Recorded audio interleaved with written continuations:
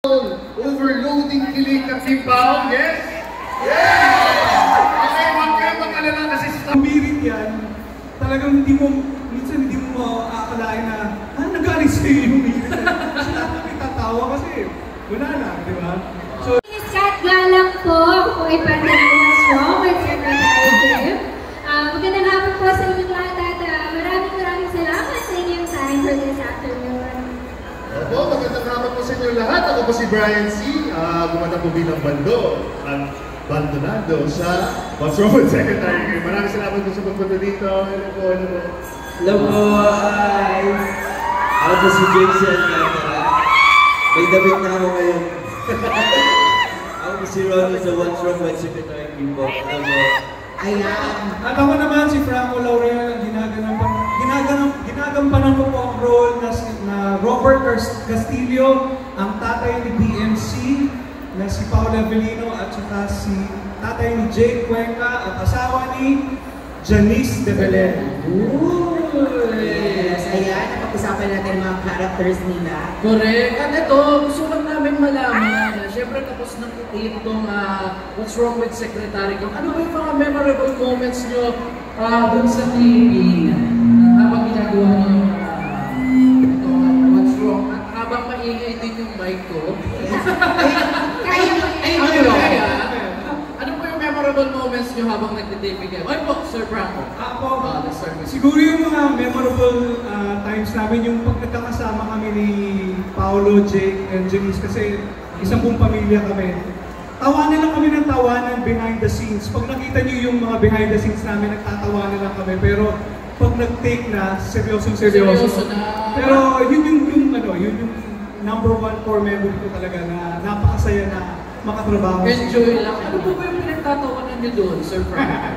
Pwede ba namin secret lang? Si Paolo. Si Paolo? Kasi si Paolo, di ba, seryoso tao yan. So, pag humirit yan, talagang minsan hindi mo aakalain na, nagaling sa'yo yung humirit.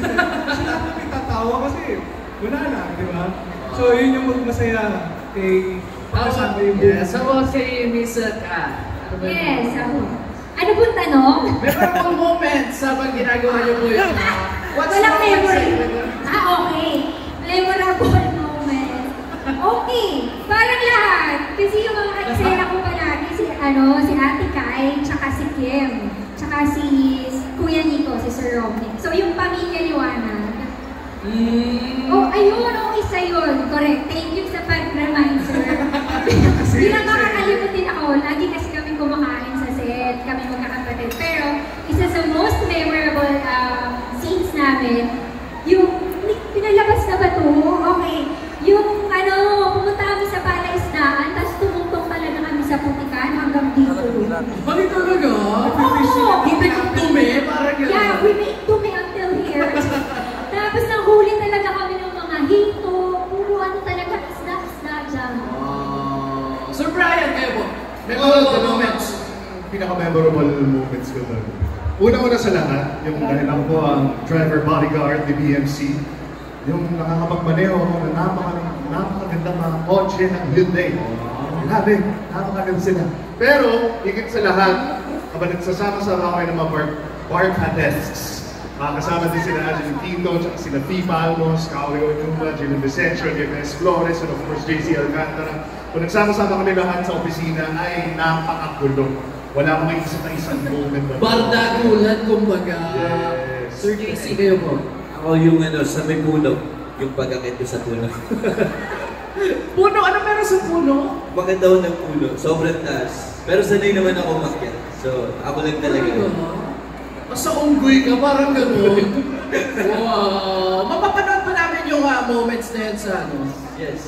Abangan natin lahat. Yes, speaking of panonood syempre ako sobrang excited din natin for our TV premiere. Kaya naman, ano napipin nyo? Paano kayo na makapanood ulit po kayo? Ano daw nararamdaman natin? Nasa TV na tayo. Yes, of course tayo. Grabe excited na natin na finally for our TV premiere. So, sige, ako, nararamdaman ko ay happy. Sobrang excited kasi syempre after natin ma-premiere sa View, sa ating mga mobile apps, finally nasa free TV na tayo. So mas maraming audiences ang makakapanood sa I'm really excited makita nila kilig na hatid ng What's Wrong with At Secret. ang maganda kasi sa free TV, sa view, mapapanood nyo per episode mga 25 to 30 minutes. Pero sa free TV, mapapanood nyo 50 minutes per episode. So mas mahaba siya, so mas maraming kilig moments ang mapapanood ninyo sa free TV. Siyempre, lahat ng fans ni Kim Pao! Ulit! Mga fans ni Kim Pao! Di ba kinikilig kayo sa tambalan nila? Yes! O, mas lalo kayo kikiligin ngayon pag napanood nyo na to sa free TV. Any additional to your feels for a repetitive Ako, sobrang excited na ako. Excited ito. Double knock na ako doon. Excited ako na mapanood ng lahat. Kasi feeling ko worthy siya panoorin sa trabaho na binigay namin doon sa palabas. Na masaya ako na makikita rin ng mga tao yung pagmamahal at kasiyahan na na-share din namin na na-share din sa kanila. Mas mararamdaman nila. Kasi yung iba, sa mga ano lang po, dapat di natin supportahan yung mga nagpipirata. Doon nila na, ngayon, mapapanood na nila live sa TV. Yes. So yun na yung pagkakataon yung kiligin ng diretsyo. Ayan, since we're all excited na mapanood, kaya bibigyan namin yung floor, please invite everyone, of course, to watch What's Wrong with Secretary Kim. Go ahead. Okay! Handa na ba kayo lahat para sa experience, para sa overall, overloading kilig ng Kim Pao? Yes? Yes! Okay, huwag kayo mag-alala kasi starting tonight na mismo, makakasama niyo na po sila. Kasama na rin ang Mercado Des at ang Castillo Liwanag family. Ngayong gabi na, promise. Yes, tama ka dyan, Brian. You heard it right, everybody. Simula po ngayong gabi, May 25, 2024, mapapanood niyo na ang new original adaptation, What's Wrong with Secretary Kim. Handog sa inyo ito ng ABS-CBN Studios at View, produced by Dreamscape Entertainment, and directed by Direct Chad Vidanes. Yes, so mga kapamilya, mapapanood nyo na tuwing Sabado simula ngayong gabi, 7:15 p.m.